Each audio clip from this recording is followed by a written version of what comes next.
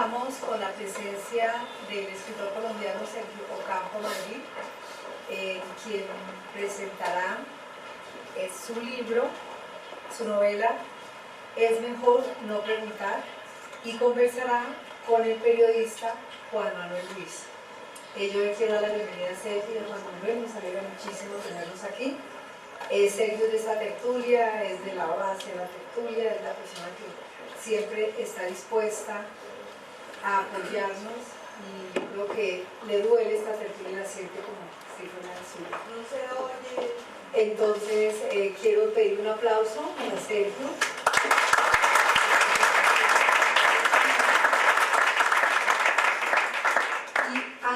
Antes de darle la palabra a nuestro director literario Federico Díaz Granados, yo quiero que las personas que asisten por primera vez a la tertulia hagan una breve presentación. Buenas noches, mi nombre es Guiomar Villegas, soy adicta a la literatura, y el primer libro que me abrió las puertas a la literatura es un libro hermoso que se editó en una edición muy pequeña en Barcelona, por allá en el año 50, y mi papá nos lo trajo de regalo, y era El Quijote, para niños, y entonces eso me abrió las puertas. Así que desde ahí quedé matriculada. Gracias. Buenas noches, mi nombre es Gustavo Mauricio García, tengo una editorial que se llama Ícono Editorial. Este año cumplimos 15 años de ser una editorial independiente. Buenas noches, mi nombre es Lucía Moncada, yo soy médica oftalmóloga que trabajo tiempo completo en mi profesión, pero además soy socia de la editorial Ícono y constructora de desempeño. Y obviamente pues amantes de la literatura, la crónica y demás. Buenas noches, mi nombre es Mónica Borda, soy productora y directora de cine, guionista también. Pues, por supuesto, las historias que provienen del imaginario de la literatura son una fuente muy importante para nosotros los que estamos en el mundo audiovisual. Gracias. Buenas noches a todos, mi nombre es Federico Maña y yo soy consultor financiero, pero tengo una pasión por mi familia. Mi mamá es escritora, directora de cine, mi papá hace comerciales, entonces digamos que me apasiona todo el arte en general. Muchas gracias. Abogado, actualmente soy vicepresidente de turismo de ProColombia. Mi nombre es Laura Latif, escribo con Vicio hace 2 años, estoy trabajando en mi primera novela, hago música y con ganas de conocer lo que va a pasar acá hoy. Y soy amigo de Sergio y siempre voy a todos sus eventos, me encantan sus libros. Gracias. Politóloga, periodista, alumna de Sergio, y gracias a él volví al periodismo, así sea como amateur, y pues feliz de estar acá. Soy Rubén Leiva, soy constructor y quiero aprender de todos ustedes. Gracias. Buenas noches, mi nombre es Hernán Bolívar, soy abogado, aficionado a la lectura, seguidor de Sergio Ocampo. Bueno, buenas noches. Mi nombre es Juan Manuel Ruiz, también es la primera vez que estoy aquí en la tertulia. Y de verdad que un privilegio compartir con ustedes y con los fanáticos y los seguidores de Sergio. ¿Alguien más quería hablar allá? Sí, No, como me tranquilo, es que hacemos un saludo protocolario nada más. Bienvenidos a todos los que llegan por primera vez. Esta tertulia cumple 20 años el año entrante. Sergio ha sido uno de los apoyos más importantes desde el comienzo, y de verdad pues esta ha sido una tertulia que se ha pedaleado en gran medida por el entusiasmo de amigos como Sergio. Tuvimos hace muy poco a Mircea Cartarescu, y con eso se inicia este año. Sin duda va a ser un año de muchas actividades donde esta tertulia, que nació aquí en esta sala alrededor de muy pocas personas y la poesía de unos cuantos autores, pues vino creciendo y creciendo hasta el punto de cumplir estos 20 años y ya convocar un premio nacional de poesía dirigido solo autores inéditos, con sus óperas primas, y ha sido pues un esfuerzo de Gloria Luz muy grande, donde su generosidad pues ha estado allí presente. Yo quiero de todas maneras hoy, en aras de la amistad y de la poesía, también saludar la presencia de Gloria Esbriana, una de nuestras. Yo sé que es la segunda vez que te quiero saludar porque es muy importante para el país cultural y para para esta tertulia, para todo lo que tiene que ver con los temas históricos, antropológicos, culturales, pues la figura de Gloria, a quien le debemos tanto. Entonces, muchas gracias por estar una vez más aquí en la tertulia y por acompañarnos siempre con tu afecto, y querido Juan Sebastián también. Y por supuesto, hoy me estaba acordando con Juan Manuel, que nos conocimos por allá hace tantos años con Nocturna de RCN, en esos programas de medianoche. Querido Sergio, hay muchos fans tuyos acá, tú sabes que soy uno más de ellos. Sergio el columnista, Sergio el narrador, el cronista, el analista agudo, político, que siempre leemos y ahora escuchamos también con mucha fe.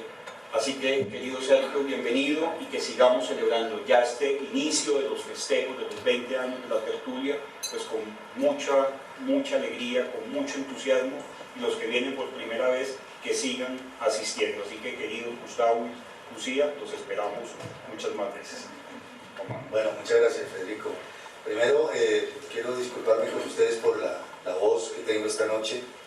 Es peor de la normal, entonces quisiera sí, de verdad, que me perdonaran, pero he tenido una contingencia de salud en las últimas horas.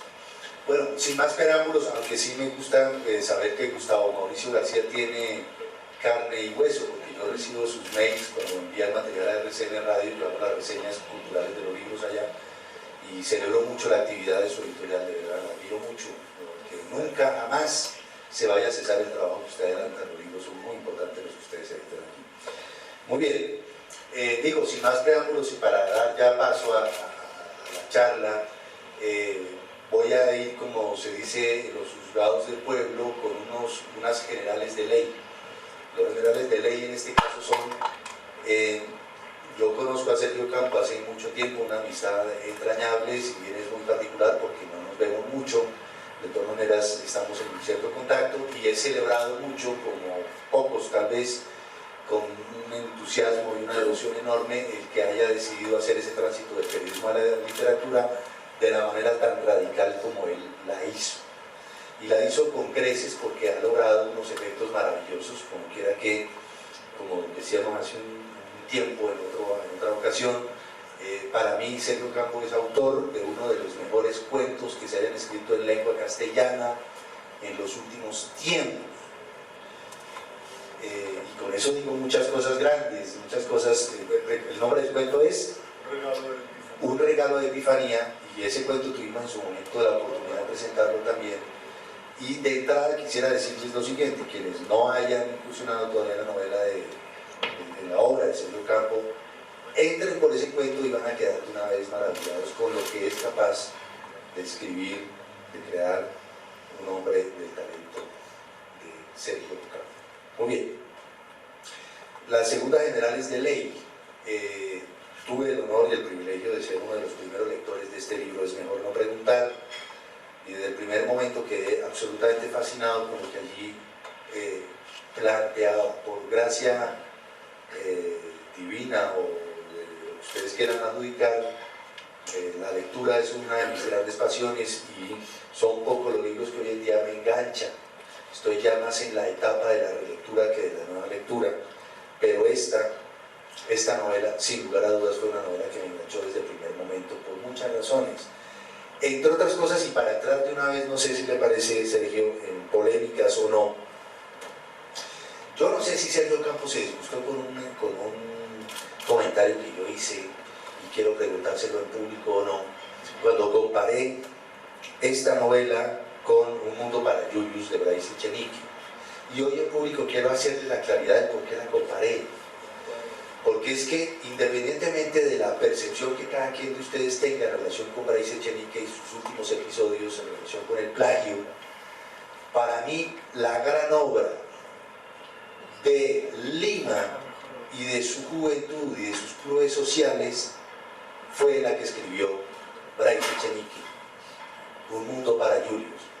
Y para mí, la gran novela colombiana de este momento que logra describir el amor, la discusión, la mirada, el pensamiento de los millennials es este libro de Sergio Campo, Es mejor no preguntar. Entonces, perdónenme el prólogo, pero ¿usted recibió bien lo que yo dije en relación con Un mundo para Julius o no? Buenas noches. No, pues imagínate que lo comparen a uno con Alfredo Bryce Echenique, palabras mayores, aunque pues el viejo está un poco cascado ya. No lo comparé por la edad, sino por no estaba pensando tanto en la edad como en el trago, como en el alcohol, y con sus problemas de plagio y todo, no, pero sin duda Alfredo Bryce Echenique construye una obra capital en la literatura latinoamericana que es Un mundo para Julius, en la cual se refleja esa aristocracia limeña tan apegada a unas costumbres que sobreviven a los tiempos, tan clasista. Me pareció interesante que alguien viera en Es mejor no preguntar unos ecos de esa alta sociedad limeña. Realmente lo único que sí quiero aclarar es que Es mejor no preguntar no sucede en ninguna parte. O sea, sus protagonistas quizás hablen muy bogotano y son unos adolescentes o unos millennials que probablemente pueden vivir en Bogotá, pero también podrían vivir en Lima o en Buenos Aires o en Ciudad de México o en cualquier parte del mundo hispano, porque una de las apuestas de la novela es jugarle al no lugar, a intentar construir un espacio en el que mucha gente de cualquier parte se pueda sentir identificada, que creo que es el fenómeno al que nos están llevando las redes, al que nos está llevando Internet. Cada vez las identidades nacionales desvanecen, van perdiendo espacio. Es interesante porque las identidades nacionales retroceden, pero por ejemplo las identidades deportivas se hacen cada vez más furibundas. La gente se está aferrando a unas certezas que no hubiéramos imaginado hace 50 años. Entonces, no son colombianos, sí son una clase social muy privilegiada de cualquier lugar del mundo. Ahora, cuando yo comencé a leer la novela me resultó detestable Jacobo y aún más detestable Nicoleta, o sea, porque era descubrir dos personajes absolutamente fastidiosos, pero esos son los personajes con los cuales hemos tenido que lidiar.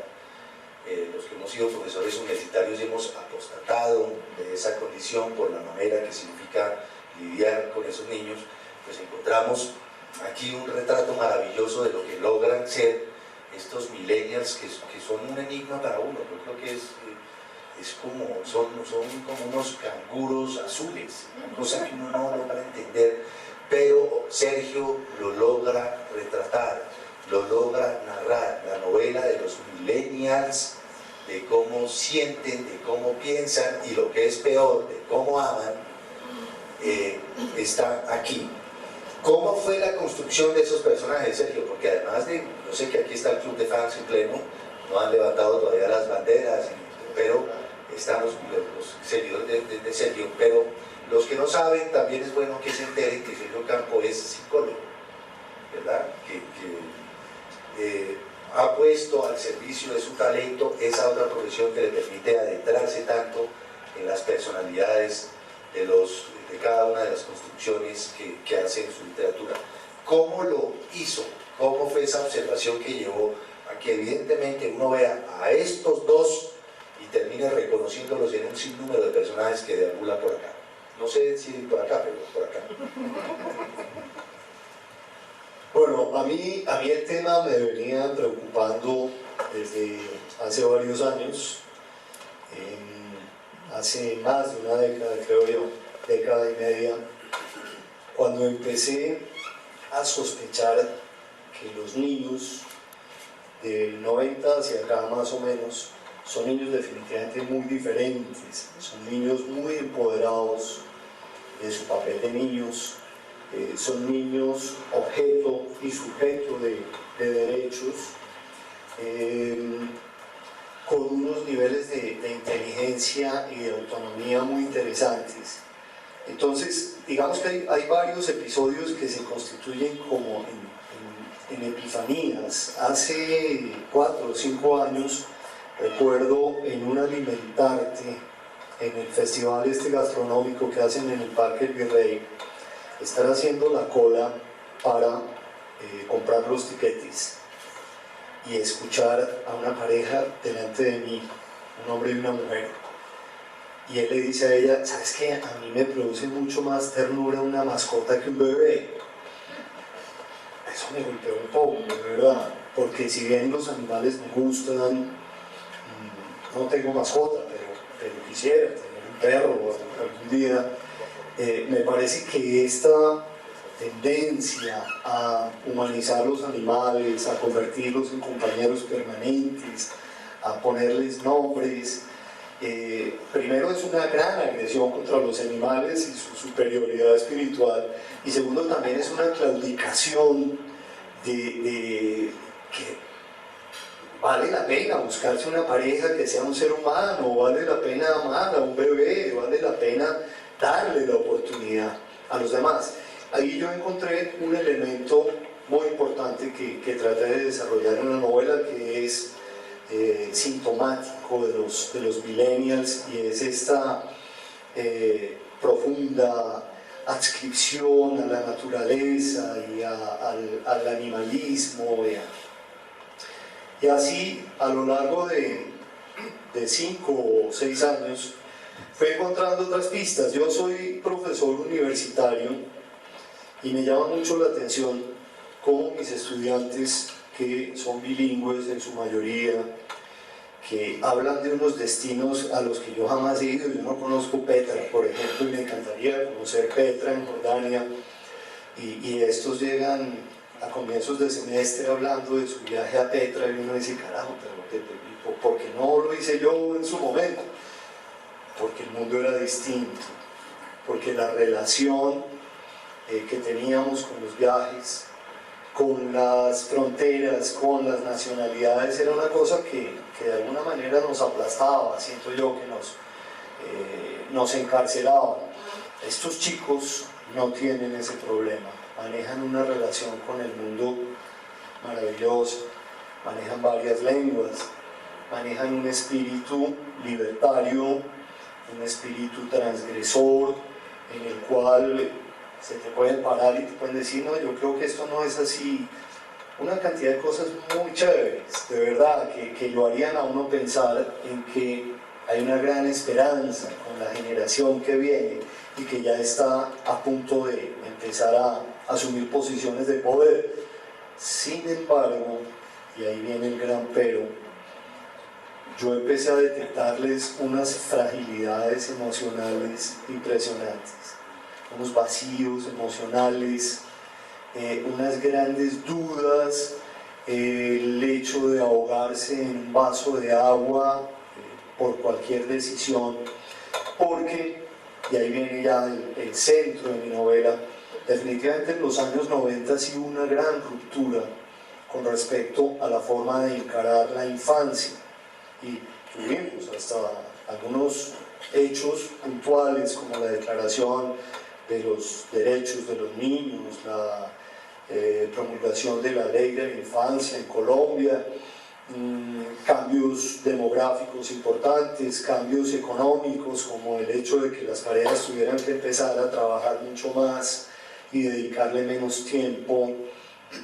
invertir menos emocionalmente en los hijos, y a cambio de eso invertir más en lo económico y en los obsequios y llenar esos vacíos. Entonces yo sí creo que a partir del 90, y la fecha no es exacta, hubo una ruptura de la civilización en la cual generamos un nuevo tipo de niñez, lo cual puede ser fantástico. El gran problema, y es uno de los aspectos que aborda la novela, es que creo que los adultos nunca estuvieron preparados para eso y no terminaron de acomodarse totalmente ante esa situación. Y por eso veo tanto padre de muchachos de 25 años con una enorme perplejidad de cómo proceder, de cómo ejercer la autoridad, de cómo convertirse en guías. Y no solo los padres, todo aquel adulto que ejerce autoridad, los profesores, y creo que algunos de los que estamos aquí trabajamos en esto. ¿Cómo hacer para ejercer una autoridad que cada vez es más horizontal?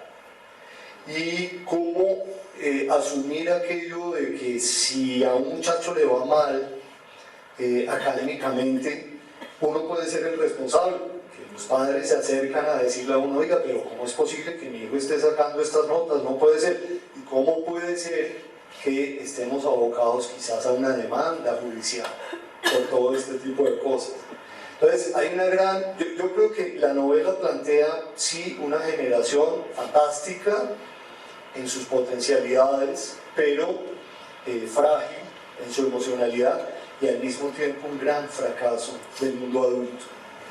En ese sentido yo diría que es recomendable que uno enfatizara en que esta novela, si bien retrata muy bien la generación millennial, es una novela que deberían leer todos los padres, deberían leer o deberíamos leer todos los adultos en primera instancia, porque nos ayuda a comprender mucho mejor cómo están pensando, viviendo y amando estos jóvenes. Un paréntesis, me llama la atención, Sergio, cuando hace la mención de la mascota. Hoy se reveló que Trump es por primera vez en 100 años el único presidente de Estados Unidos que no tiene mascota. Siento que como que eso refleja también quién es Trump, ¿cierto? Se lanza un problema de mascota. Bueno. Pero no me pongas en el mismo bando. No, era una anécdota. Era una anécdota nomás. Hace unos años, Sergio, un hombre llamado Klaus Schwab, tiene 81 años, ustedes conocen, han leído, decidió acuñar el término de la cuarta revolución industrial. Se le atribuye a él, otros, pues ustedes saben que las victorias tienen miles de padres, pero digamos que el consenso es que fue Klaus Schwab el que desde el Foro Económico de Davos habló de la cuarta revolución industrial como la revolución de los datos, siendo la primera revolución industrial la de la locomotora, la segunda la de electricidad, la tercera, correcto, la de internet y la cuarta la de los datos.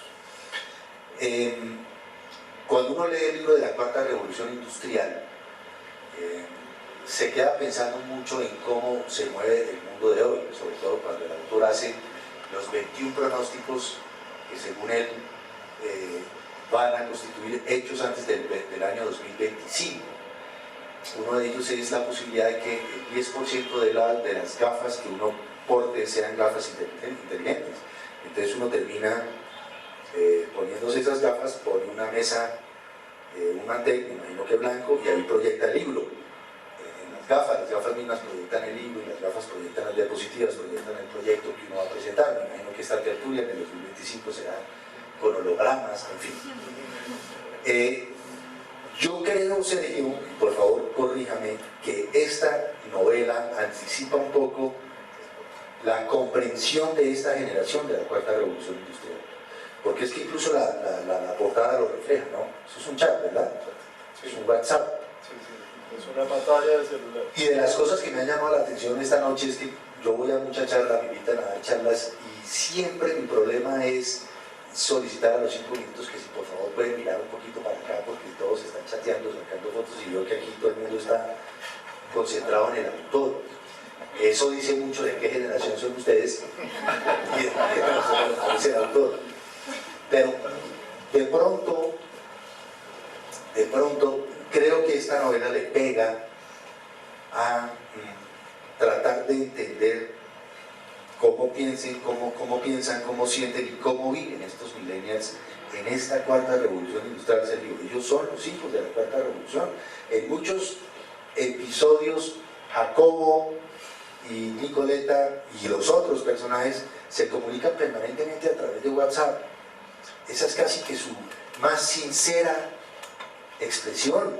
Son allí donde acuerdan todo, donde concuerdan todo. Parece que la gente se desahoga hoy más en WhatsApp que face to face. Es más fácil Hoy en día se volvió moda incluso terminar las relaciones por WhatsApp. Hola, no te quiero, chao, bye, gusto conocerte. Feliz día del árbol. Aquí ya es otra cosa, es una manera muy interesante de aproximarse a cómo sienten y cómo aman estos jóvenes.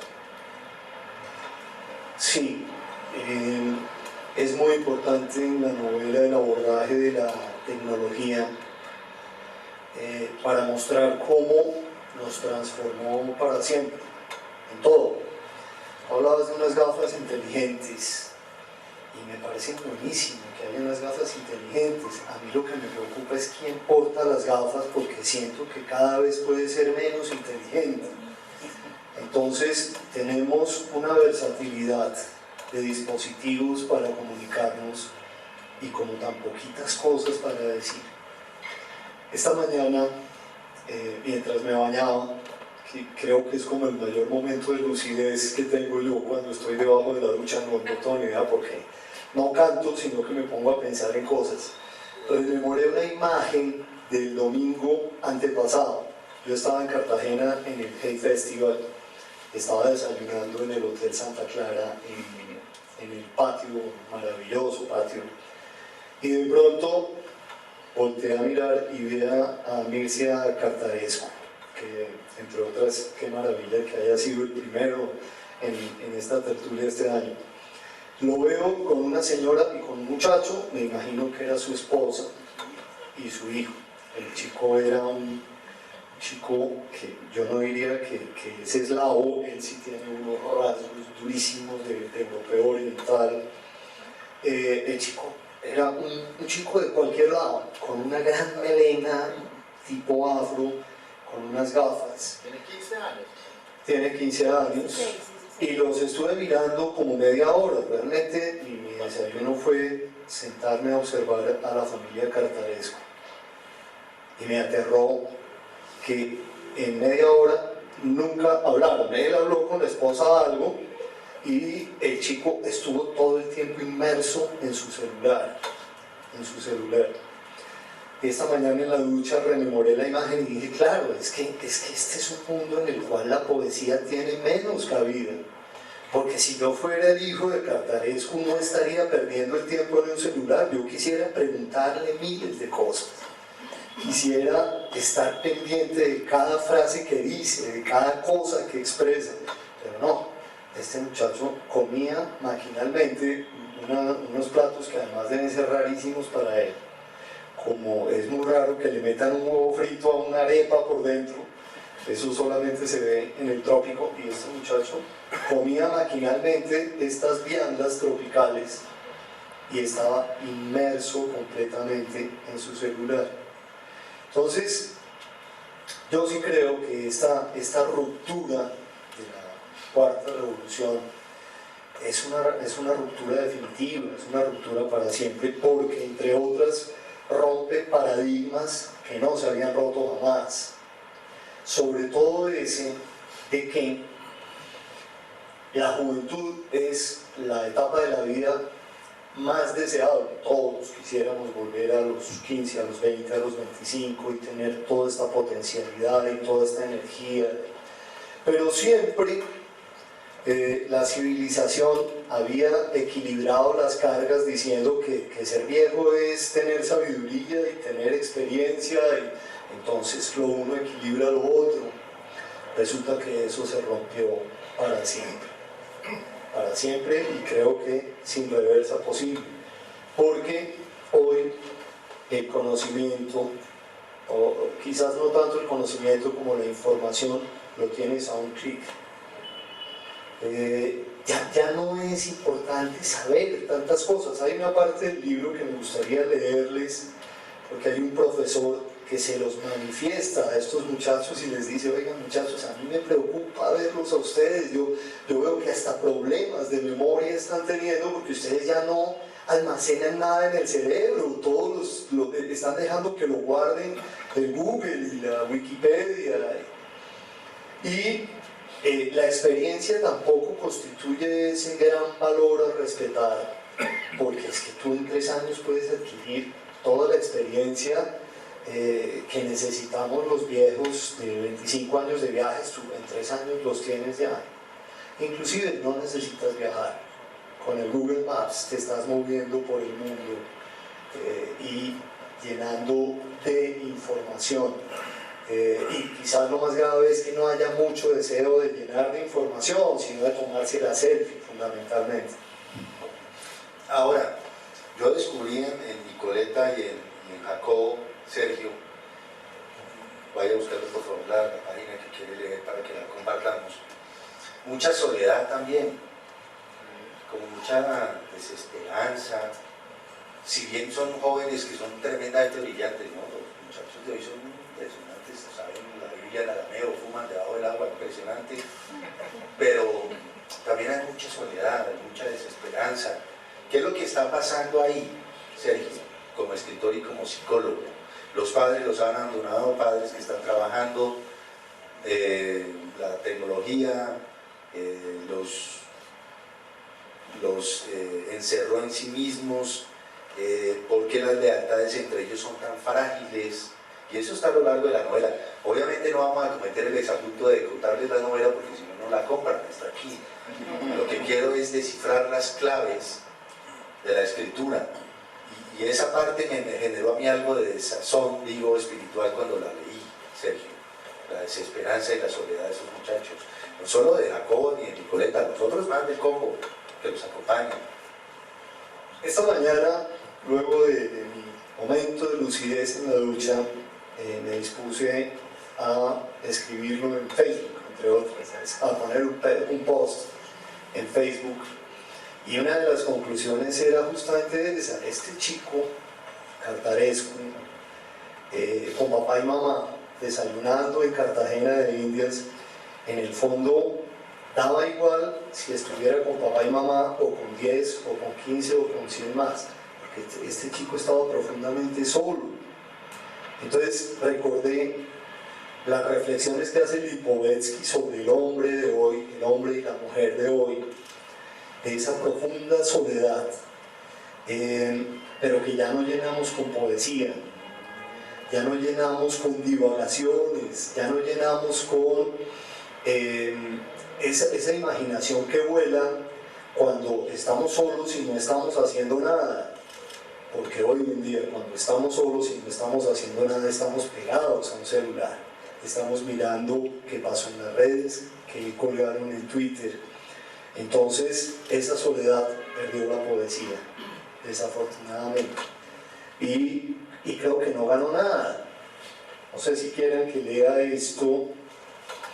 Este es un profesor de apellido Saralegui que se constituye casi en el único adulto al cual Jacobo respeta. Jacobo es mi protagonista y Jacobo tiene varias características de sociopatía, varias características de monstruo. Es un niño que nació altamente deseado, no tuvo hermanos, o sea, fue un hijo único, y desde pequeño se acostumbró a que era el centro de las cosas, el centro de atención en todo. Entonces, en la medida en que va creciendo y ya es un chico estupendo, guapísimo, inteligente, con todo resuelto,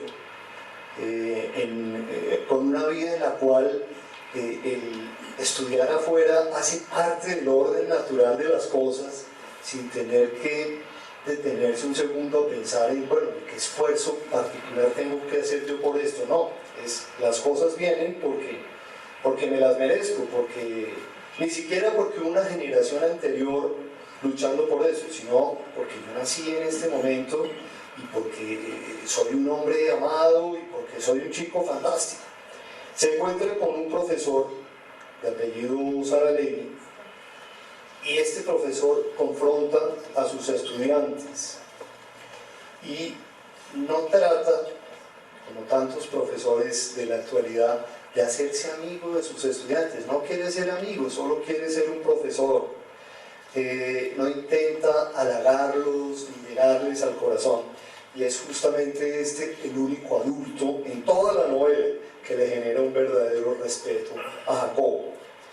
Les voy a leer, si lo encuentro, esta parte en la que Saralegui les habla a estos muchachos. A ver. ¿Tienes buena luz? Aquí verías mejor si quieres. Sí, espérate. Que por ahora lo más importante es encontrar la parte.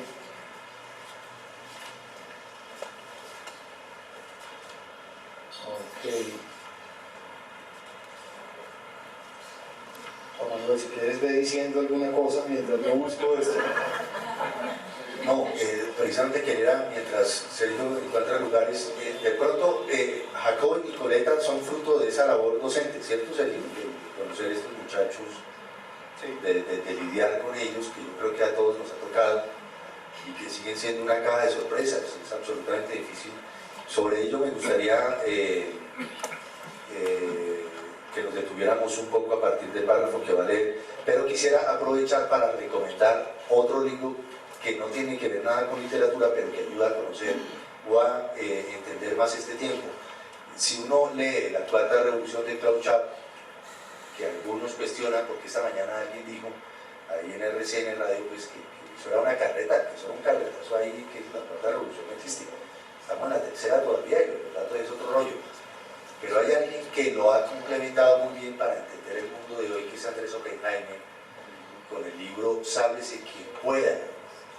Y en ese libro, curiosamente, Oppenheimer dice que este mundo de la Cuarta Revolución Industrial va a sobrevivir gracias precisamente a los escritores y a los creativos. Dios te oiga. Lo único que los robots y que todas estas máquinas, esas en 3D, porque ya incluso se pronostica que antes del 2025 se va a crear el primer hígado fabricado en tercera dimensión, con lo cual de una u otra manera impactaría el drama de los donantes, en fin.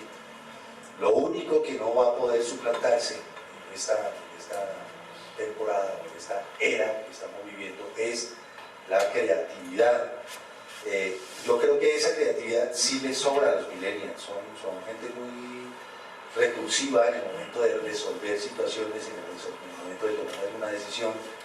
Por ejemplo, desde el punto de vista tecnológico, uno como periodista o jefe de ellos, basta con que dé una instrucción y ellos llegan inmediatamente con el video, el texto, el audio editado, un microprograma, un documental. Antes, cuando nosotros arrancábamos con la máquina de escribir, escasamente redactábamos la cuartilla. Ellos pertenecen ya a esa generación y tienen unas virtudes, digamos, para no dejar la sensación también de que la novela se centra en la desesperanza, no faltaba. También enfatizan lo inteligentes que son endemoniadamente inteligentes. Particularmente es muy brillante. Si la novela tiene algo de tono distópico, de un mundo en el que quizá no sería deseable vivir.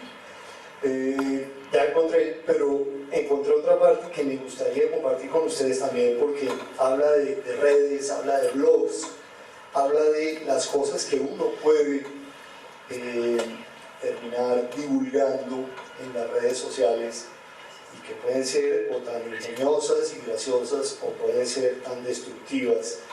Jacobo es un hombre muy brillante, de verdad, y en algún momento decide, a los 23 años, tener un blog. Entonces, miren las cosas que escribe.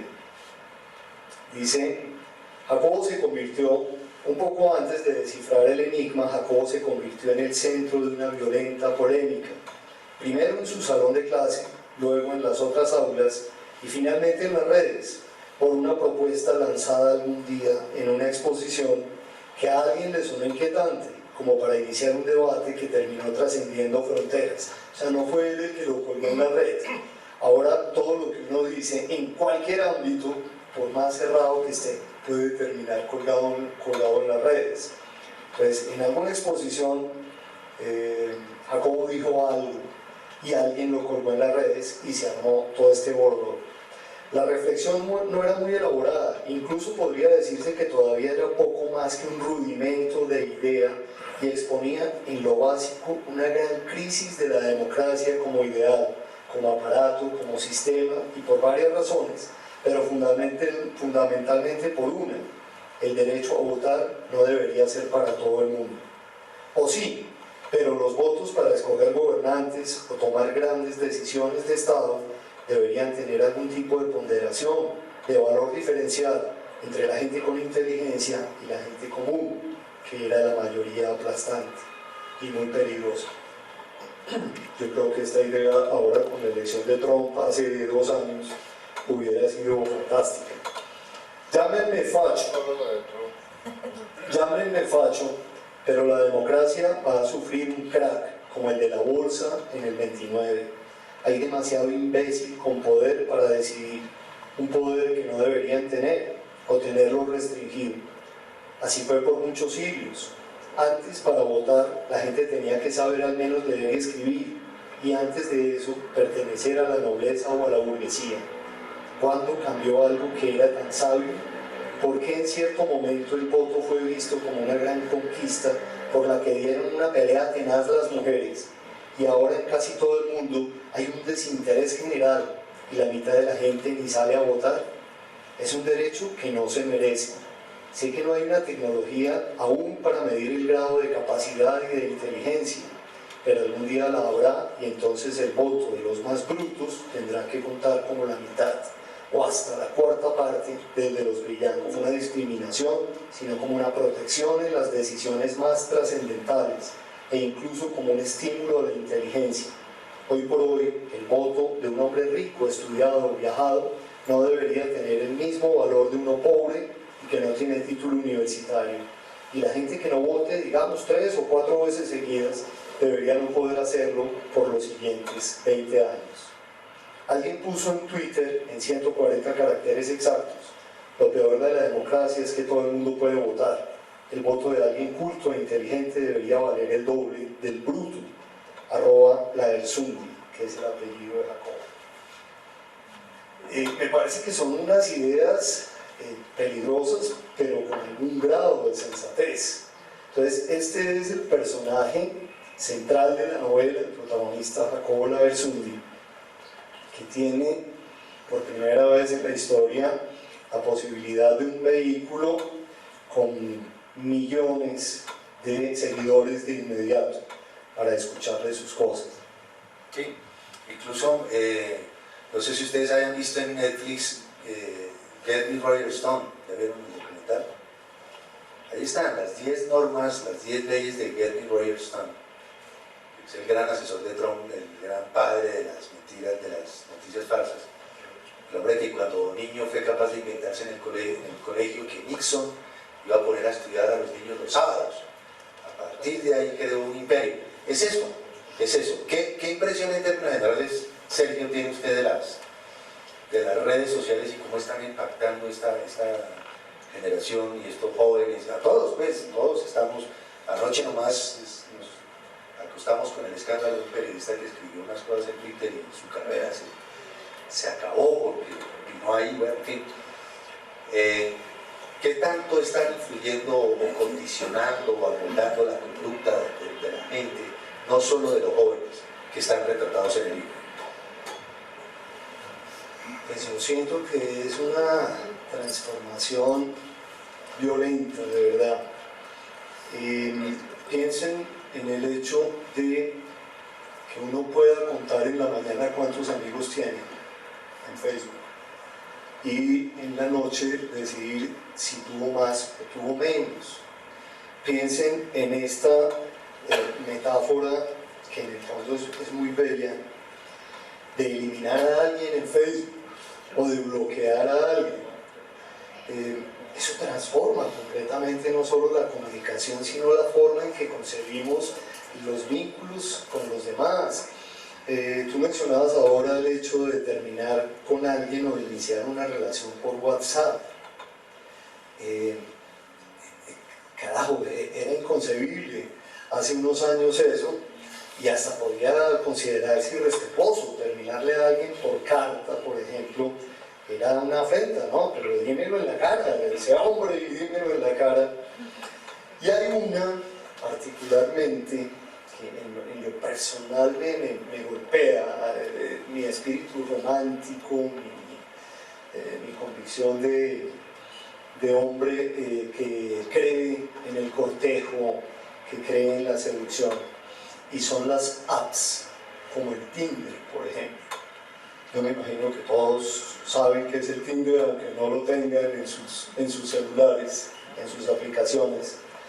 Pero esto de poder uno conocer a otra persona simplemente poniendo unos datos en una aplicación, que alguien te escoja por tu foto, y se haga un match y que en media hora podamos tener sexo, que básicamente esa es la finalidad de estas aplicaciones. Me parece sano por un lado, porque creo que sí plantea una sexualidad más franca, plantea el fin de unos libretos ocultos y de unas mentiras y de tener que mostrarse como el más gracioso y el más divertido y el más ingenioso para llevarse a la cama a alguien. Entonces, de alguna manera, me parece que es una ventaja esto de las apps. Pero también, por un lado, acaba con la seducción, acaba con el cortejo, acaba con el café como primer paso, con el vino caliente como segundo paso, con la rosa y el chocolate un poquito más adelante hasta llegar a la culminación en el lecho. Acaba con todo eso que me parece que tenía un espacio en la cultura. Digamos que esa es una añoranza personal, pero sí, lo que sí me preocupa de fondo es que el hecho de conocer gente y poderse acostar con ella en 5 o 10 minutos sin siquiera conocer la identidad, si te plantea una ruptura con el otro. O sea, me parece que ahí ya hay un nuevo planteamiento del erotismo que no termino de entender, porque no hay ninguna vinculación, ni siquiera temporal, ni siquiera por un ratito. Es el sexo absolutamente mecanizado. Yo no sé, Gloria Luz, cuál es la mecánica, o Federico, tradicional, pero yo creo que sería interesante escuchar al auditorio. Tienen aquí el escritor, el vivo. Lo encontró finalmente, sí. Claro, porque es clave ustedes también planteen las inquietudes al autor. La recomendación a ojos cerrados es que lean el libro, porque se van a aproximar, en caso de que no lo hayan hecho, me imagino, si tienen hijos adolescentes, o así por el estilo, pues, claro, ya deben estar muy inquietos con el tema, pero háganlo, léanlo, porque es una aproximación muy interesante, muy bien lograda y, como todo lo que caracteriza a Sergio Campo, muy bien escrita, una pluma extraordinaria. Entonces, léanlo y van a entender un poco mejor la propuesta. Bueno, este es el profesor Saralegui, entonces, que quizás es el único adulto que le genera respeto a Jacobo Laerzundi en toda la novela, ni sus papás, ni sus profesores de colegio, no, es este profesor universitario con el que se va a encontrar estudiando economía, que va a ser el único, como ya dije, que no va a tratar de ganarse y echarse al bolsillo a los muchachos. Entonces arranca diciendo así: bueno, muchachos, empezó diciendo, tenemos dos opciones, ustedes escojan, o ponemos todos nuestros celulares aquí en esta mesa y los recogemos cuando acabe la clase, o nos comprometemos a guardarlos y pasar estas 2 horas como si no existieran. Si alguien tiene una urgencia extrema de llamar o escribir, se puede salir unos minutos y luego guardarlo otra vez. Yo soy buen profesor, pero nunca podré decir cosas tan interesantes como las que les cuentan sus amigos por chat. No me pongan a competir con eso. Todos acogieron aquel compromiso de mantener celulares en los bolsillos y entre las mochilas, y ese pacto se cumplió con relativo rigor a lo largo de todos los meses. Casi sin notarlo, Jacob empezó a llevar apuntes, algo que casi nunca había hecho en más de 3 años, sentado en esos pupitres. A mí me llama mucho la atención que mis estudiantes no llevan apuntes, ¿no? De vez en cuando sacan la cámara y toman el tablero y ya, pero no hay apuntes en la mayoría de los casos. A veces, en una actitud que detestaban los otros, hasta pedía que el profesor repitiera lo que acababa de soltar en un par de frases. En realidad, Saralegui era bueno, muy bueno, pero era difícil, pues a menudo se sentían aniquiladoras sus objeciones a lo que Jacobo y los demás contestaban, pensaban, sentían. Además, se le adivinaba una cierta amargura, con palabras bonitas, por tener que enseñar a una generación tan intrascendente. Ustedes están perdiendo la memoria, muchachos, porque la memoria es más o menos un músculo que necesita ser entrenado. Ustedes todo lo buscan en Google, y es Google quien está almacenando sus recuerdos, sus conocimientos. Google está reemplazando todas esas sinapsis que antes hacían sus neuronas para memorizar. Todo lo que ustedes desean saber, pero que creen que ya no vale la pena archivar, porque siempre estará a un clic de buscarlo otra vez. Al principio, Jacobo alcanzó a sentir una tentación de ponerlo a prueba, retarlo, con alguna pregunta, con alguna situación capciosa, pero se contuvo porque intuyó que el maestro no lo iba a hacer sentir mal, sino a responderle con honestidad lo que pensaba de él, y no quería saber qué pensaba Saleregui de él. Hay algo que me preocupa de ustedes. Alguien cuyo nombre no voy a decir, me escribió en el ensayo sobre la frontera terrestre entre Francia y las Islas Británicas. No se rían, por favor, que la idea no es hacer escarnios, solo aprender. Me preocupa que alguien piense que una isla puede tener fronteras terrestres, o sea que no detecte el absurdo apenas lo escriba.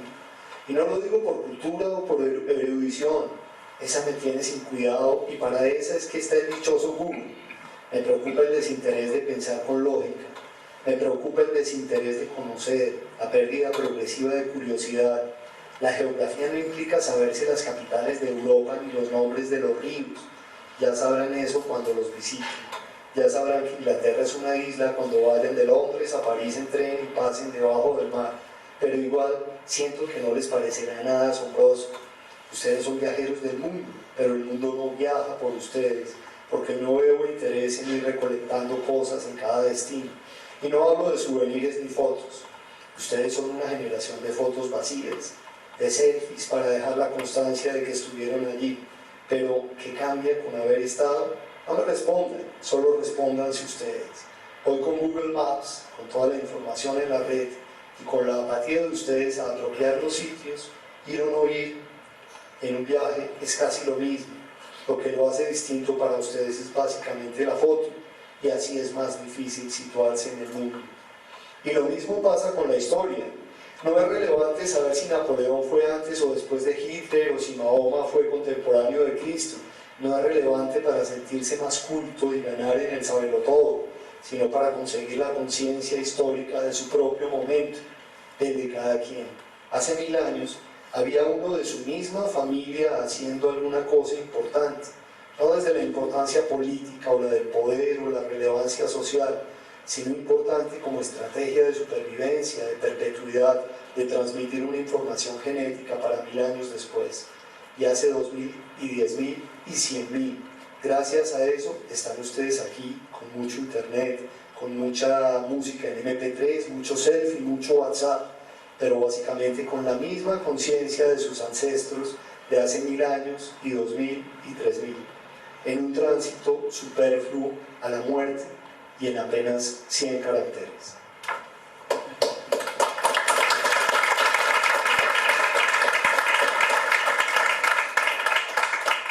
Por favor.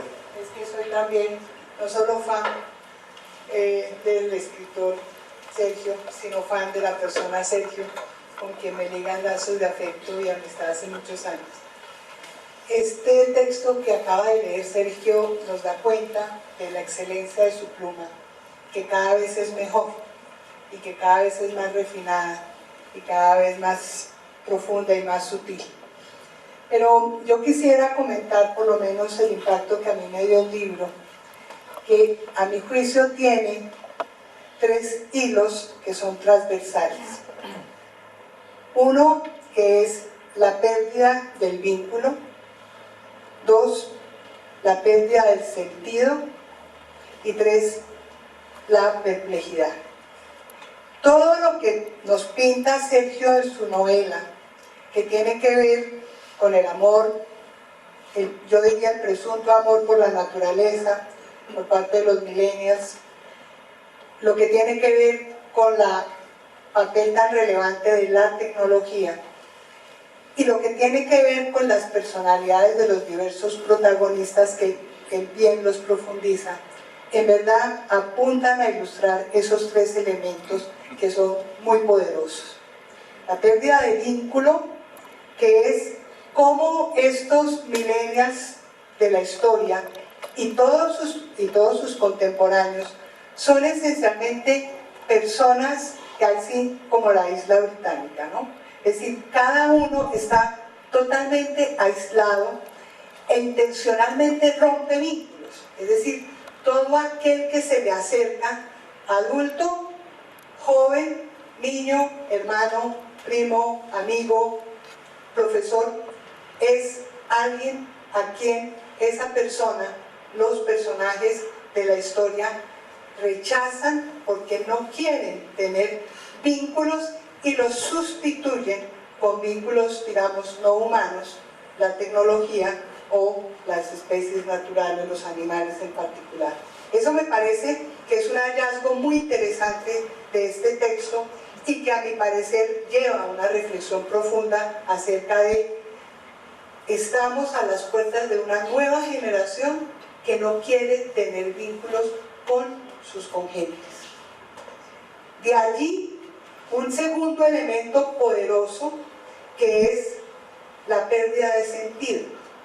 Es decir, el dilema más grande que atraviesa todo el texto es que estos jóvenes de la historia no encuentran sentido a ninguno de sus actos, ni a los actos de otros, ni a lo público, ni a lo privado. Es decir, no hay sentido en el éxito académico, no hay sentido en el éxito laboral, no hay sentido en el dinero, no hay sentido en los recursos, no hay sentido en los viajes, no hay sentido en nada. Y eso conduce, por supuesto, a desenlaces muy poderosos. No me voy a adelantar al final para que lean la novela, pero realmente todo lo que se narra es la pérdida progresiva, el ensayo y el error de estos protagonistas diciendo que quiero, que me gusta, yo para qué estoy aquí. Ellos no se lo preguntan de manera explícita como aquellos que nos pretendemos autorreflexivos, nos lo preguntamos, pero todo el tiempo el texto transversalmente habla de la pérdida de sentido. Y el tercer elemento que me parece poderoso es el de la perplejidad. Sergio, como narrador, digamos, es neutral, pero pone en el papel de los adultos y de los maestros, y muy específicamente de los padres de los protagonistas, y muy específicamente incluso de los compañeros de clase, de los congéneres de los protagonistas, la perplejidad de ¿usted por qué es así? ¿Usted por qué se comporta de esa manera? Yo no lo entiendo. Yo trato de meterme en su mundo, de rehacer el vínculo, de preguntarme a mí mismo, ¿usted por qué no se quiere meter conmigo? Y no logro encontrar. Es decir, a mí me parece que esos tres hilos conductores, que Sergio los construye muy bien, con muy buena puesta en escena, con mucho detalle, con mucha anécdota, incluso cuando él me dijo, leas ese libro que es muy humorista, pues madre, me costó trabajo reírme porque todo el tiempo estuve con la angustia existencial de esos tres hilos conductores. Pero es entretenido, es ameno, es interesante, pero sobre todo, a mi juicio, es un texto más que literario, de una filosofía, de una búsqueda existencial, de unos dilemas muy grandes de estas nuevas generaciones y de cómo las anteriores nos relacionamos con las nuevas. Increíble ver que tienes esos tres sombreros desde la perspectiva de profesor, psicólogo y escritor. Y tengo una gran reflexión que de pronto está en el libro, entendiendo muy bien, porque aquí hablamos de dos generaciones que se están mezclando, pues los millennials, que ya son del 2000, y los que están, los anteceden, como que son los generación Y. Y es desde la perspectiva de formación, porque hay una responsabilidad muy grande en educación, y es cómo también nosotros tenemos que entender esta evolución que hay, como dices tú, que tienen grandes fortalezas, así como vemos sus debilidades.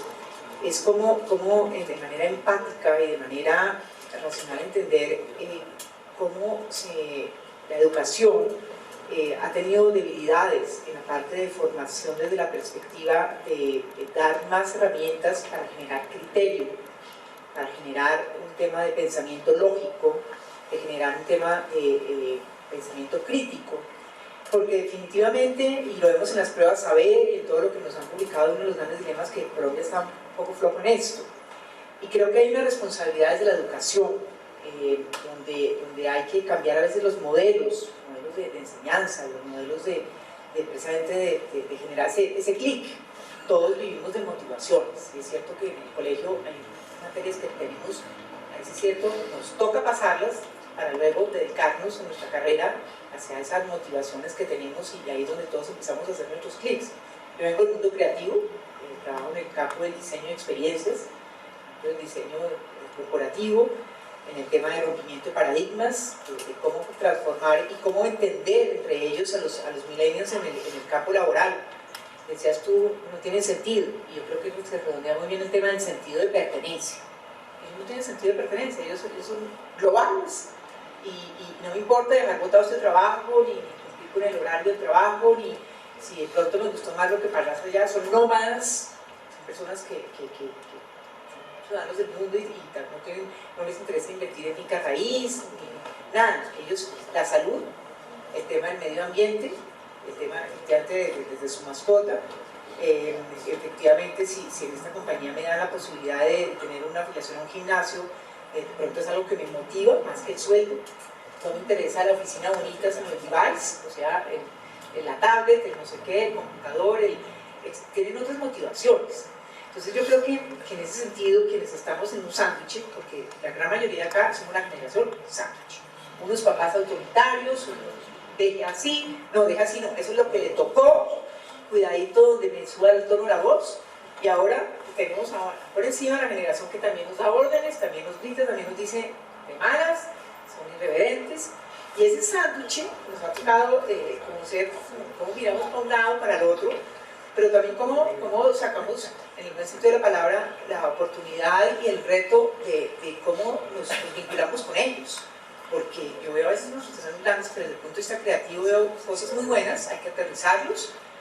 Y como dices tú, sí, el Mr. Google les resuelve todo, y es cuando vienes tú a decir, bueno, ¿por qué piensas así?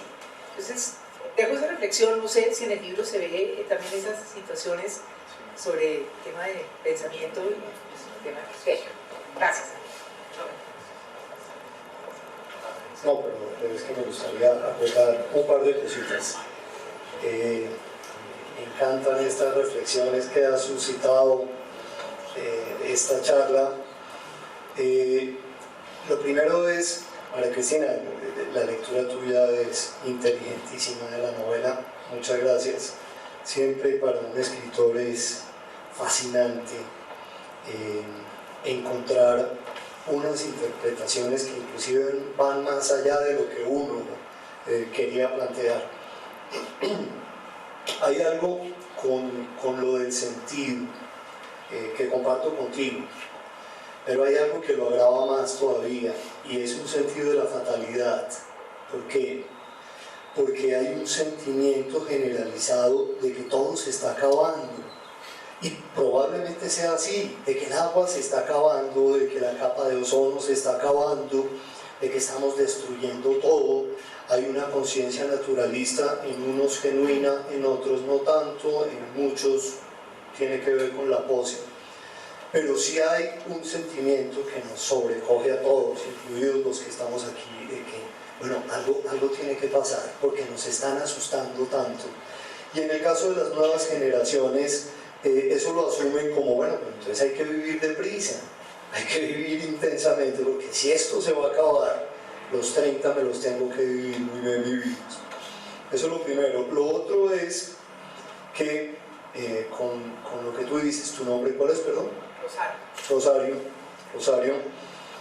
En una entrevista para El Espectador, Millennial, entre otras, hago un paréntesis, no me gustan mucho los rótulos, me parece que es un poco ridículo esto de categorizar, de armar unas taxonomías sobre la gente con algo deleznable como el año en el que naciste, pues, como los horóscopos más o menos, en el mes que naciste. Pero este muchacho, millennial, me preguntaba algo muy inteligente, me decía, oiga, escritor, pero a ver, ¿qué tiene de malo que nosotros renunciemos a nuestros empleos? ¿Qué tiene de malo que queramos ser más libres de lo que ustedes fueron, que no nos esclavicen y no nos amarren como los amarraban a ustedes? Esa es una buena consideración. Lo que pasa es, y yo le contestaba, hombre, el gran problema es que el mundo es cada vez más feroz. Después de la caída del comunismo y con el único modelo de sociedad posible, que es el capitalismo más brutal, es muy lindo todavía este romanticismo de renunciar porque te gritaron, pero el mundo te va a acabar. La competencia es cada vez más feroz y ustedes van a sufrir particularmente con esto. Y eso me preocupa, eso me parece grave, porque además yo siento que estamos llegando a un momento de la civilización en el cual la ilustración se acabó, ese momento maravilloso de la cultura del siglo XVIII, en el cual se empezó a hablar de unos contratos sociales, de unas libertades individuales, de unos derechos humanos, de unos derechos del hombre y de la mujer. Yo creo que eso está tocando a su fin y lo estamos viendo con manifestaciones muy claras, y vuelvo al tema de Trump. Vuelvo nuevamente al hecho de que alguien en algún lugar del mundo pueda levantar su voz y decir, sí, hay derechos, pero yo también tengo derecho de odiar a los maricas, y también tengo derecho a considerar que los negros son inferiores. Estamos asistiendo a un momento del mundo, quizás al final de una era, que no me atrevo a anticipar cómo puede ser ese desarrollo. Allí, mira que la pertinencia del tema que tocas, como eran tan pertinentes tus crónicas periodísticas, que todos los que te queremos conocimos y nos deleitamos por años en los diarios en los que fuiste increíble corresponsal, escritor, la indican dos cosas. Hoy es martes, ¿no? Y el domingo, la homilía de la parroquia en la que milito y profeso mi fe católica, el padre hacía un silogismo muy interesante cuando Jesús decía, dejad las redes y seguidme. Y él pensé el tema del evangelio del domingo, dejen sus redes, ¿no? Y vengan conmigo. Bueno, eso fue el domingo. El lunes hay un debate. Un cura muy inteligente, es Rafael de Origal, creo que algunos de ustedes sabrán quién es, realmente le admiro profundamente. El lunes, o sea ayer anoche, escucho una polémica muy interesante en radio entre, como dice Rosario, con la Rosario, muy interesante sobre el tema del enfoque de la educación. Si vamos a seguir en la era del profesor Girafales y la escuelita de Doña Rita, como para poner dos caricaturas muy clásicas de lo que ha sido nuestra idea de la enseñanza, creo que todos fuimos profesores Girafales en nuestras vidas. O los profes también evolucionan al mismo ritmo que evoluciona la tecnología que cargan los alumnos ahí en clase, porque inmediatamente tú les dices algo en clase, ellos tienen la tablet y verifican y dicen, eso no es discutible, porque mi Wikipedia dice, y ahí te arruina pues las noches de preparación de la clase y empieza un debate. Entonces eso fue anoche, y hoy vengo a escucharte, henchido de orgullo y cariño por ti. Entonces te quería hacer esa pequeña premisa, ese statement, sobre. Pero la pregunta específica iba a Nicoleta y a Jacobo. Son dos perfiles maravillosos. Y tú que eres un estudioso de la literatura clásica, sabes que la historia de los amores imposibles, de los amores malogrados, pues constela toda la literatura, pero desde los griegos, ¿no? Creamo y Tisbe, bueno, Eloísa, Abelardo, hasta llegar a Romeo y Julieta, ¿no? Alguna crítica sobre el libro habla de que son unos Romeo y Julieta contemporáneos, ¿no? Yo quisiera que me hablaras precisamente de ese vínculo extraño, tóxico, hermoso, sublime,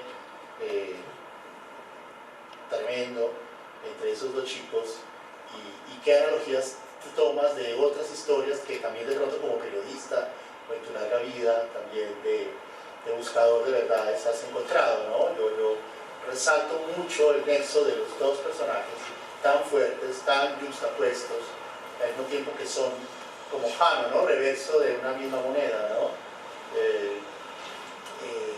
Nicoleta y Jacobo merecen ingresar al gran parnaso de las parejas de la creación colombiana como Efraín y María, ¿no? Me encantaron. Bueno, gracias por ese statement, como dices. Pero antes de responder alguna cosa, yo sí quiero defender al profesor Girafales. El profesor Girafales, de alguna manera, bailaba con la más fea o con el más feo.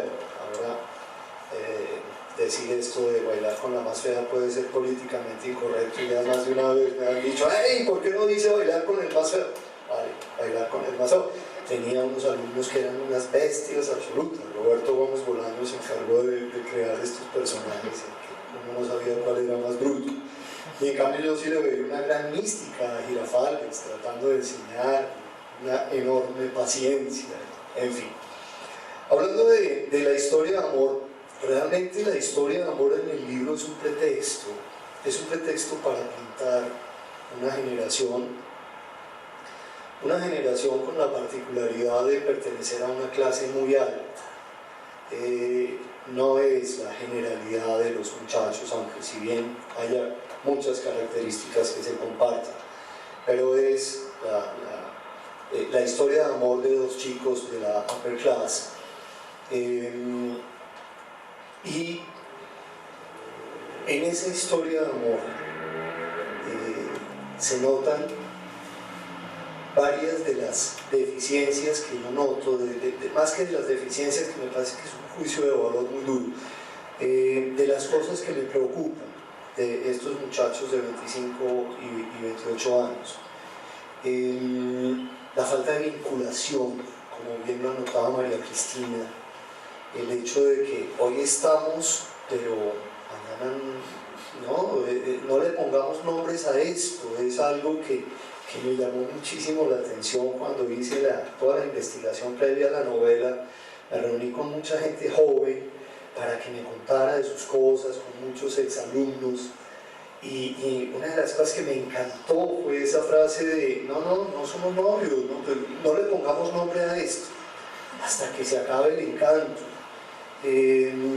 La dificultad, por ejemplo, que me parece tan revelador, esta imagen que les voy a describir, la dificultad para bailar pegados, para bailar, como era rico, para bailar pegados, amacizados, que es un colombianismo además. Porque ¿quién debe llevar a quién? No, yo soy mujer, pues no me voy a dejar que tú me lleves, definitivamente no transijo y negociémoslo y bailemos sueltos mejor, le dice Nicoleta a Jacobo. El hecho de tener que reemplazar tantas reflexiones, tanta elaboración mental con un simple emoticón, eso me parece poderosísimo como metáfora, como elemento literario de ya no tener que verse en la necesidad de explicar cosas, sino simplemente buscar en Google y mostrar una foto y decirle que esto es lo que te quiero decir. Las palabras se me agotan, las imágenes no, y para eso afortunadamente tenemos las redes. En fin, es una historia de amor del siglo XXI, en la cual las relaciones se inician por WhatsApp o por correo electrónico, las deslealtades se cometen gracias a las redes sociales, se le quitan los novios a las amigas, las novias a los amigos, gracias a que existe Facebook. Y sí hay un guiño muy importante en la novela a Romeo y Julieta, que me parece la historia de amor más poderosa de todos los tiempos. Me gusta particularmente, sobre todo el personaje de Julieta, la más bella flor de la pradera. Pero no les puedo adelantar más porque tengo la ilusión de que se lean la novela. Cierta, correcta, ¿Alguien más? Quiero decirle dos cosas. No he leído la novela, pero no me voy sin ella. Y hay dos sensaciones. Una profunda admiración hacia usted por una extraordinaria capacidad en describir, en trazar el diseño y los rasgos fundamentales de época a través seguramente de los personajes. Pero la segunda sensación es aterradora. Yo siento que estamos endilgándole a los jóvenes, seguramente el propósito de la novela no es ese, pero lo escrito en la novela y otros lugares comunes en distintos escenarios tratan de hacer como una caricatura de los jóvenes y de trasladar la responsabilidad de este mundo maltratado por todos, inclusive por quienes criticamos a los millennials, como los grandes responsables. Y me aterra la imagen que se proyecte sobre los jóvenes en el sentido de segregarlos, de generar una exclusión por esos rasgos que vemos en ellos que seguramente no se comparten, y pensaba en todos los que fuimos a nuestra manera milenios en distintas etapas, si siempre tuvimos una mirada de los otros sobre los jóvenes del mismo modo, porque lo peor que pudiera pasar es otro holocausto y los humanos somos tan capaces de generarlo por cosas más simples que los rasgos comportamentales de los jóvenes.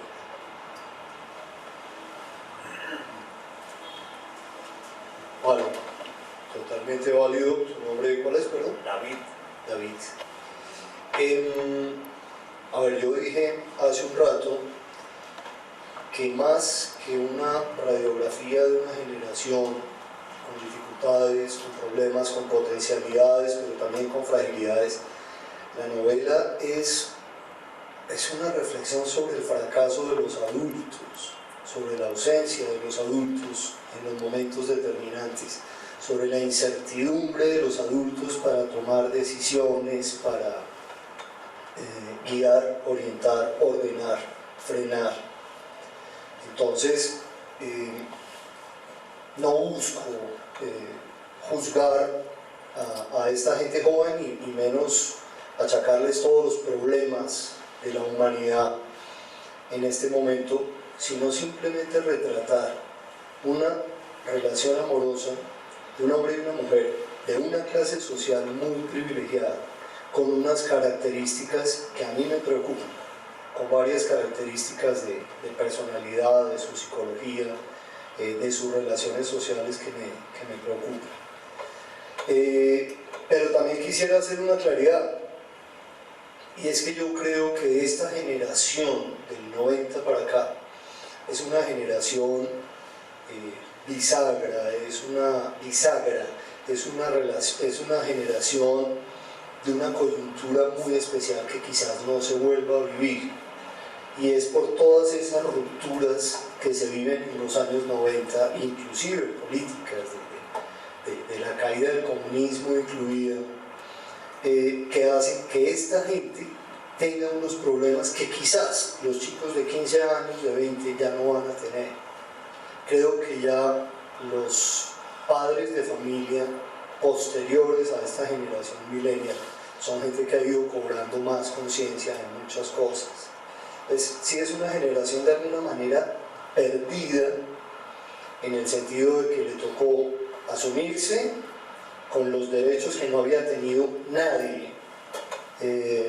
Ahora que Rosario hablaba, recordaba, en Cartagena tuve una mesa para hablar de la novela, y el presentador dijo una cosa fantástica que alguna vez le escuché a María Cristina Ocampo también, y es que de alguna manera los que estábamos acá, las personas mayores de 50 años, somos como una generación de la pechuga de pollo, se puede llamar así, porque cuando éramos chiquitos la pechuga de pollo era para el papá, y ahora que somos padres la pechuga de pollo es para el niño. Es esa generación de padres la que creo que fracasa en la educación, en la orientación, en la guía de esta generación problemática. Pero creo que es una generación de coyuntura muy particular. Yo creo que es injusto culpabilizar a los millennials de cuánto mal se está presentando. Sí es injusto. Y caricaturizarlos. Pero sí creo que hay varios factores de su personalidad que denme 10 años y van a demostrar que teníamos razón en muchas cosas, de estas inestabilidades, de estas fragilidades. Gracias. Les confieso que estaba aquí en mi cabeza parodiaba el título del libro, ¿no? Es mejor no comentar. Pero Sergio me dio el pie, mencionó ese instante feliz del nacimiento de la Ilustración y decía, bueno, no parece ya tan absurdo lo que yo estaba pensando cuando leía la novela, porque yo le encuentro a la novela hilos conductores con el pasado muy importantes. ¿Quiénes están detrás de Jacobo y Nicoleta? Jorge y Emilio, Olga y Alicia. ¿Qué evoqué también en el pasado? El título de una obra de filosofía, El asalto a la razón, la obra de Thomas Mann, particularmente el Dr. Faustus, las discusiones de los jóvenes en la Universidad de Halle, ¿no? La ruptura del predominio del irracionalismo que conduce al fascismo en el siglo XX. Y encuentro problemas similares en la novela, ¿no? Alicia es tal vez el tipo mejor construido de esa generación de padres. Alicia tiene la cabeza llena del irracionalismo moderno, las ideas de la nueva era. Ella cree en las energías para explicarlo todo. Su niña es una niña de cristal. Todo tiene explicaciones así de una metafísica, digamos, de bajo nivel, ¿no? Pero todos están por el mismo patrón cortado, los 4 padres, ¿no? Son incapaces de poner límites. ¿Cuál es el problema del músico en la novela del Dr. Fausto de Thomas Mann? Que es un símbolo de la historia de Alemania. El músico es un pretexto. El músico pierde los límites, pero pierde los límites en todo. Quiere construir una obra de arte que no tenga límites ninguna, en que la forma no importe para nada. Y él como persona también pierde los límites. ¿A dónde lo conduce ese camino? A la locura. El final de la novela empata la idea del símbolo del músico con el de su nación, ¿no? Amigo mío, patria mía, que Dios se apiade de vuestras pobres almas. Es la frase final. No hay límites y van a la destrucción total. Estos muchachos están criados sin límite ninguno. La preocupación de Olga es que a su muchacho no le falte nada, nada que pueda tener otro, ¿no? Que no se vea metido en una competencia en la que puedan perder, ¿no? Nicoleta hay que resolverle todo, ¿no? Su niña de cristal es profundamente humana. En la parte final de tu libro es absurdamente humana, ¿no?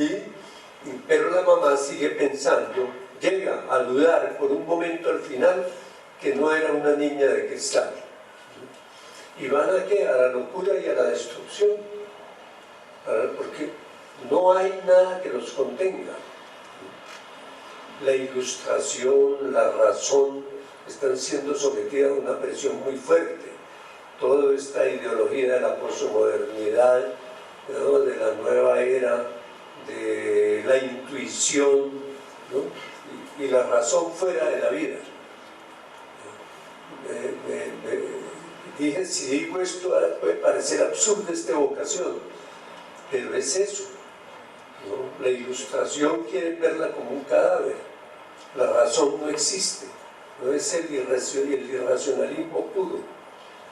Y claro, yo sí pienso con optimismo que la humanidad es capaz de levantarse de eso. Y cuando la pérdida de límites nos lleve al borde de la destrucción, es probable que miremos el abismo y no nos tiremos abajo. Gracias. Una pregunta, ¿te puedo mandar a mi millennial? Porque yo sí creo que me ayudarías muchísimo.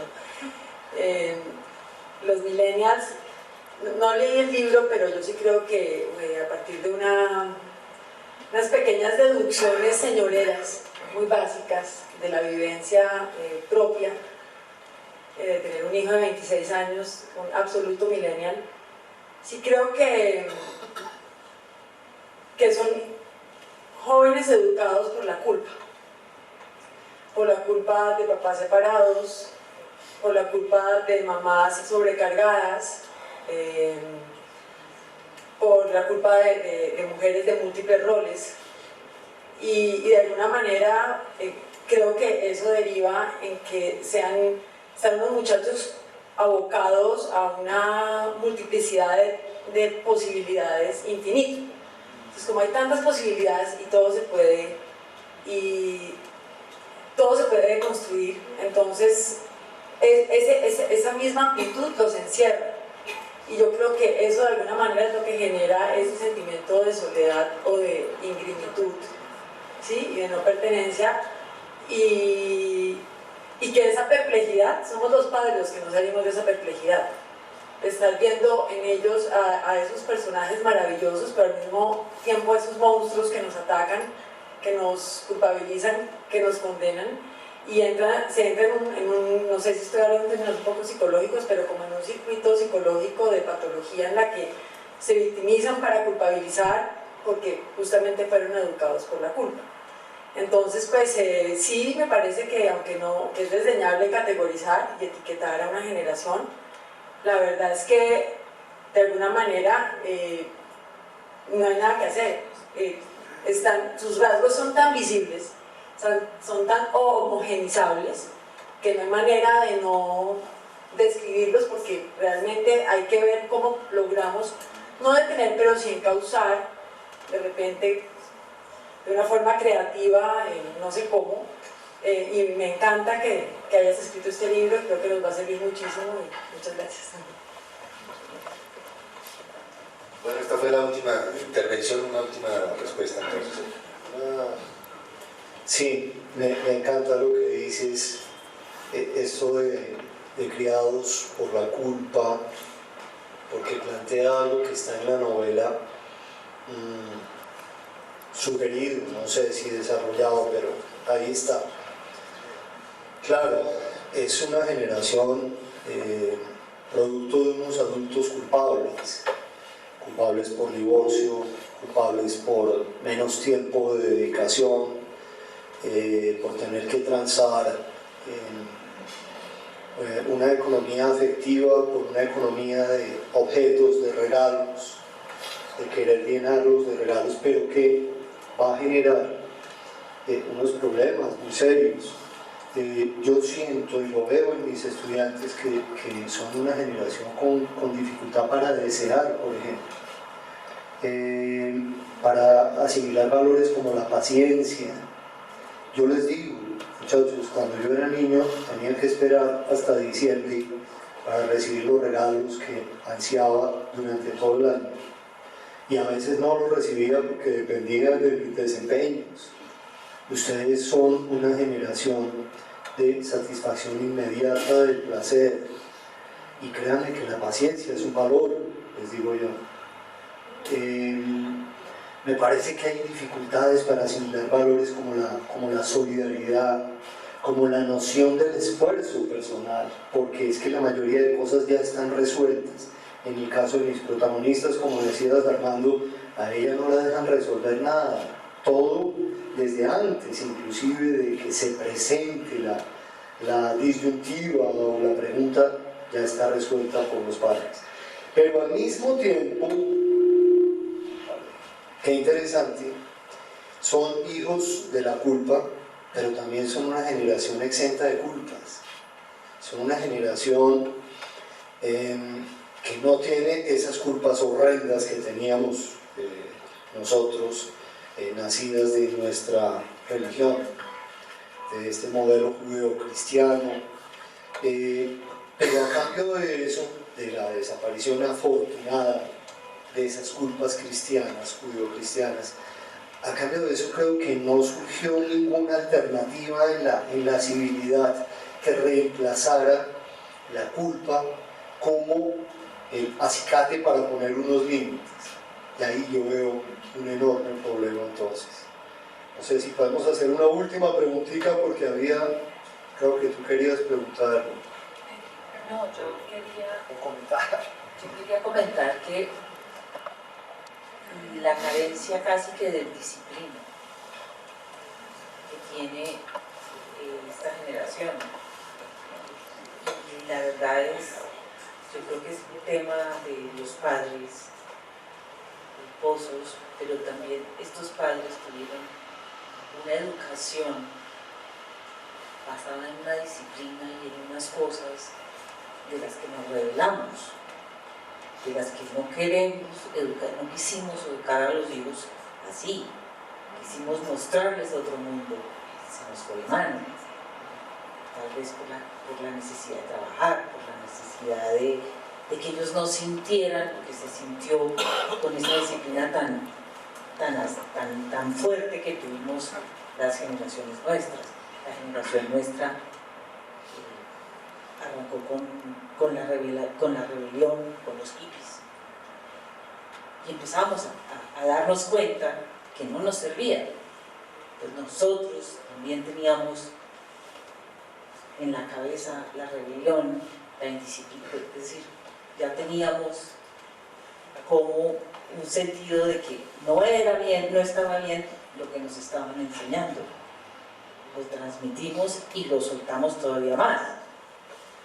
Y estamos produciendo estos millennials, que yo pienso que estos tendrán que rescatar algunos valores que sí nos servían.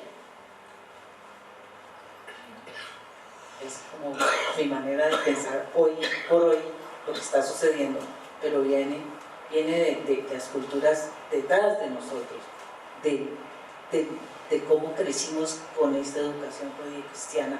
Todo era pecado, todo era malo, todo estaba mal visto. Y nosotros en nuestra generación, a nuestra manera, nos rebelamos en la época de los hippies. Muchas gracias. Un aplauso para